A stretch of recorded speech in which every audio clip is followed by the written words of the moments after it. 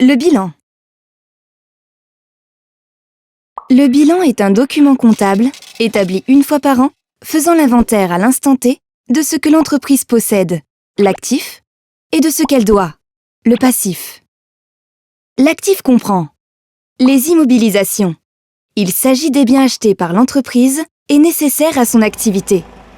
Les immobilisations peuvent être corporelles, bâtiments ou matériels notamment.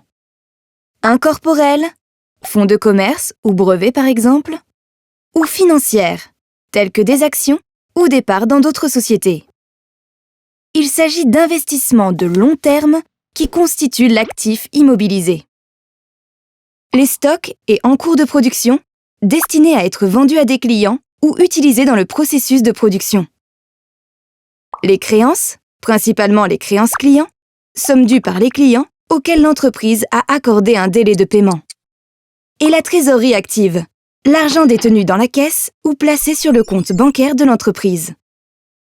Ces trois derniers postes représentent l'actif circulant, n'ayant pas vocation à rester durablement dans l'entreprise, à la différence des immobilisations. Le passif regroupe les capitaux propres, des ressources stables apportées par les actionnaires ou associés, ainsi que les résultats positifs cumulés par l'entreprise et non distribués. Les provisions, des sommes d'argent comptabilisées dans les comptes pour prévenir le risque d'une perte d'argent, litige prud'homal par exemple. Les dettes de l'entreprise. Elles peuvent être soit financières, suite à un emprunt bancaire, soit liées à l'exploitation. Les dettes fournisseurs, lorsque l'entreprise demande un délai de paiement, ou les dettes fiscales et sociales, vis-à-vis des administrations publiques, des organismes sociaux et des salariés.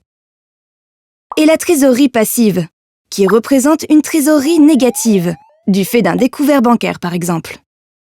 Certains éléments du passif sont à long terme, comme les capitaux propres et les dettes financières de long terme. D'autres à court terme, que l'entreprise va devoir rembourser d'ici quelques mois, fournisseurs ou TVA par exemple.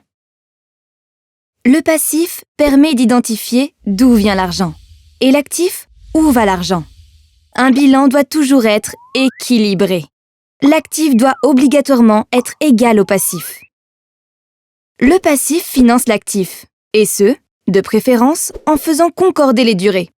Par exemple, à long terme, l'achat d'un nouveau local se finance par des capitaux propres ou de la dette financière long terme. À l'inverse, à court terme, l'achat de stocks se finance par de la dette fournisseur. Le bilan est une photo de la situation financière d'une entreprise. De nombreux indicateurs financiers en découlent, permettant d'apprécier sa santé financière et de faciliter les discussions avec ses partenaires. Pour aller plus loin, rendez-vous sur le site mesquestionsdentrepreneur.fr. Vous y trouverez des ateliers pédagogiques, d'autres vidéos et des jeux.